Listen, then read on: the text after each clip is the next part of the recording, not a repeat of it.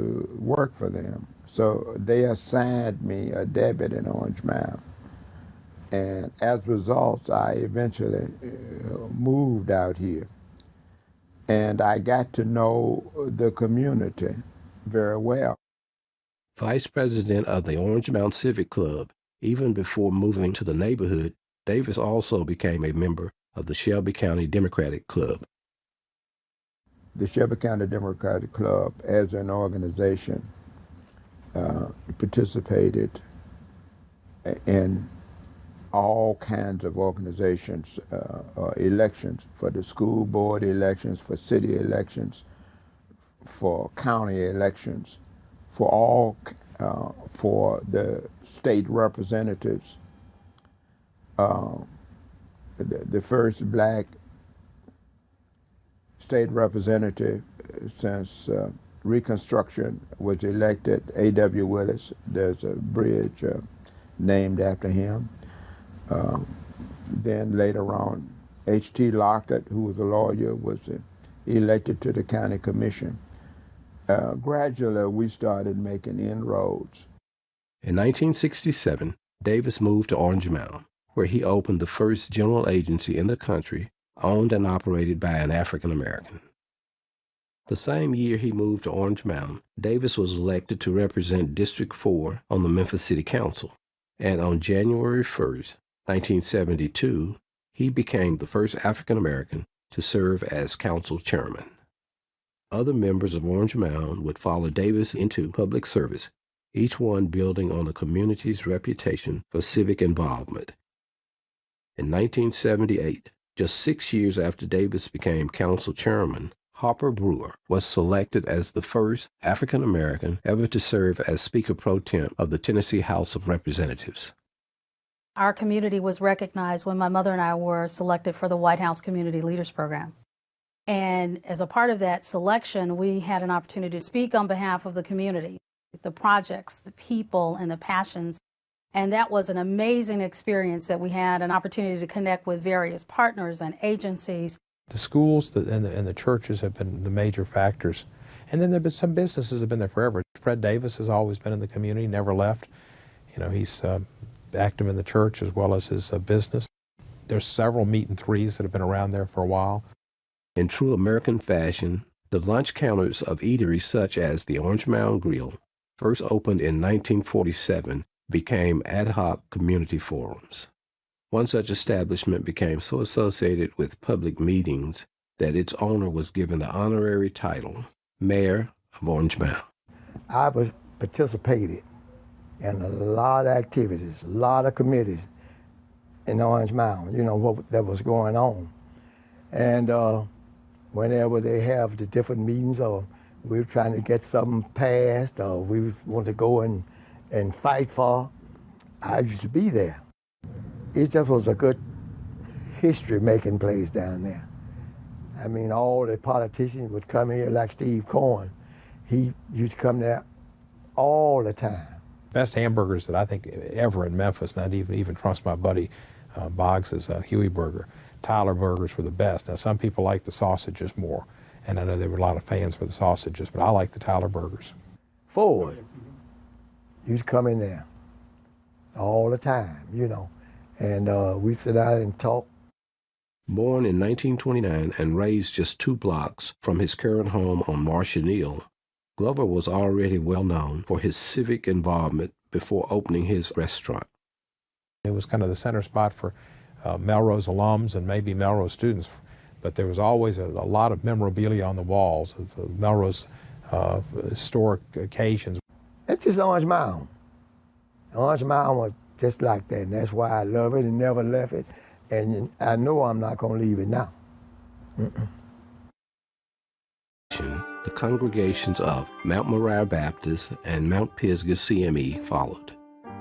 For the next 30 years, the 2 churches would feed the mouths and educate the minds of Orange Mound residents with ever larger facilities until in 1926, Mount Moriah moved into its present location at the corner of Carnes and David. In 1929, Mount Pisgah finished construction of its own building at Park and Marshall. Except for a brief period for repair after a fire seriously damaged the Mount Pisgah Sanctuary. Those buildings have been home to their respective congregations since. I was married right here. My daughter was married here. And actually, my mother was married here when she married my stepfather. A few blocks away, at the corner of Douglas and Grand, Beulah Baptist Church would establish its own reputation as a community church through active involvement in the civil rights movement and support of the Orange Mound Day Nursery. Designed from the start to be a safe daytime environment for children of working parents with limited means, prior to the approval for federal subsidy in the early 1970s, the center's primary support came through fundraising efforts led by Beulah Baptist.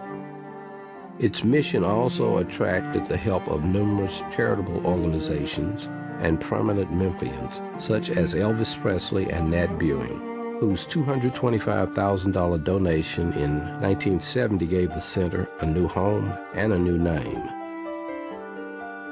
In 1987, the Nat Buing Orange Mound Day Nursery became the first center in Memphis to be nationally accredited.